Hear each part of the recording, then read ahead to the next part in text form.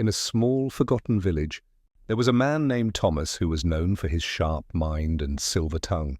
He was a man who made promises easily but kept them rarely. People in the village often said he could charm anyone with his words.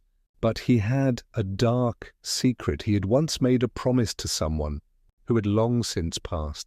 One cold evening, Thomas found himself standing at the edge of an old, decaying graveyard.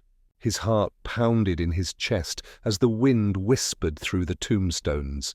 He had promised a dear friend, James, that he would visit his grave every year, never letting the memory of their friendship fade. But years had passed. Thomas had forgotten. The grave was overgrown with weeds, the stone cracked and worn with time. As he knelt beside the grave, the wind seemed to grow colder. The air thickened. Thomas felt a chill that wasn't just from the night. A low voice whispered from the grave, "You didn't keep your promise."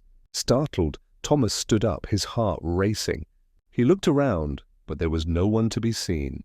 The voice grew louder, echoing in his mind, "You broke your word. Now you must face the consequences." Before him, the earth began to stir.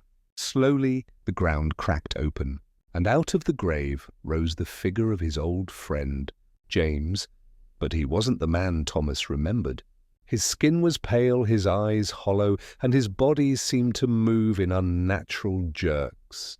"You promised me," James rasped, his voice like the wind through dead branches. "But you never came back. Now you will pay." Thomas tried to run, but his legs were frozen. The dead man's hand reached out, grabbing his wrist with a strength no human should possess. "Your promises are worthless to me now," James whispered, his lips curling into a ghostly grin. "I will take what you owe." With that, Thomas was dragged down into the earth, never to be seen again.